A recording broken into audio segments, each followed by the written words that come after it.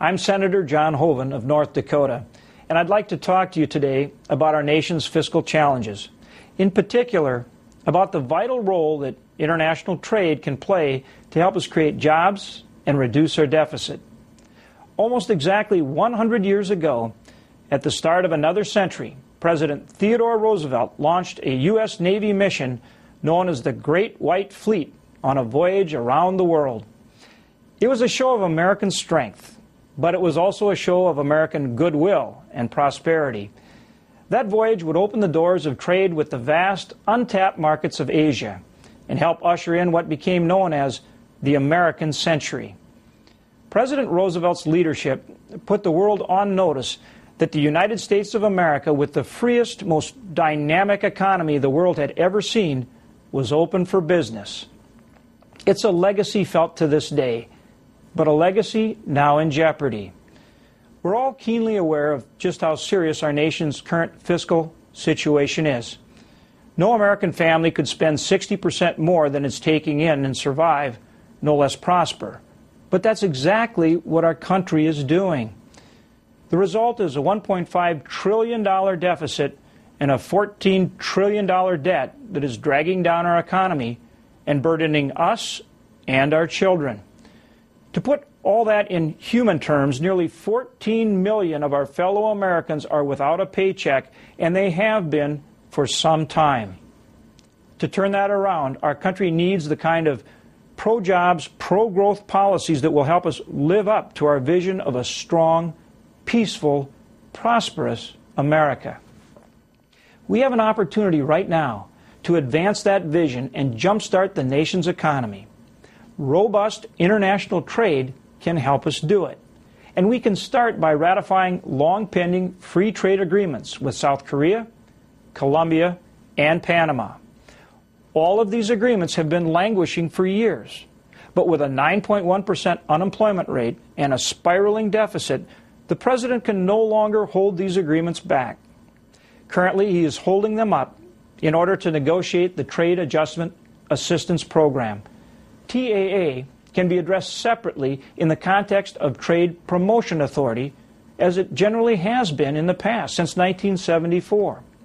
For the good of our economy and our country, he needs to send these free trade agreements to the United States Senate for approval now so that U.S. workers and businesses can begin to realize their benefits. You know, I recently had an opportunity to travel to South Korea with Senate Minority Leader Mitch McConnell and a group of senators to meet with President Lee Myung-bak and prominent Korean business leaders about the U.S.-South Korea Free Trade Agreement.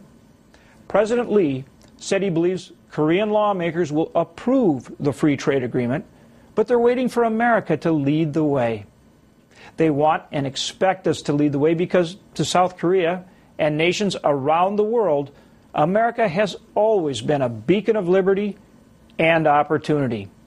Nearly everyone we spoke with in Korea, on the street or the meeting room, expressed their deep appreciation to the United States, and especially to our military and our veterans. They're keenly aware that U.S. service members sacrifice so much to give them a free society and a free market economy where they could pursue their dreams. South Korea is now a prosperous, modern nation with a $1 trillion economy and 49 million consumers, in large part because American service members won and now help preserve the peace. Korea is the 15th largest economy in the world and our country's 7th largest trading partner. Per capita income in South Korea today is more than $20,000 annually. In communist North Korea, just over $1,000 annually. A free and open economy made the difference. Today again, America needs to lead the way, starting with the President. The U.S.-South Korea Free Trade Agreement will eliminate or reduce more than 85% of the tariffs between the United States and Korea, including the eventual elimination of a 40% Korean tariff on American beef. Just one project we've been working on in my home state, a new beef processing facility, could mean a $100 million investment in our economy and 500 new jobs. In North Dakota, that's a big deal. But these free trade agreements are an even bigger deal for America.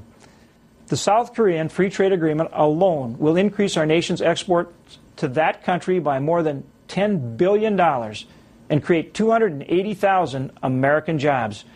In fact, for every 4% increase in American exports, we can create 1 million new American jobs. The reality is that nearly 80% of the world's purchasing power lies outside the United States. And if we don't tap those markets, others will. Free and fair trade agreements can help us create the kind of pro-jobs, pro-growth economy that will lift our nation up. Good fiscal control and a legal tax and regulatory environment that promotes private investment and business innovation can help us to create jobs, grow our economy, and reduce our deficit. We need to build on the legacy of President Roosevelt's Great White Fleet by ratifying these free trade agreements so that instead of a debt, we can leave our children a bright, dynamic future. Thank you, and God bless.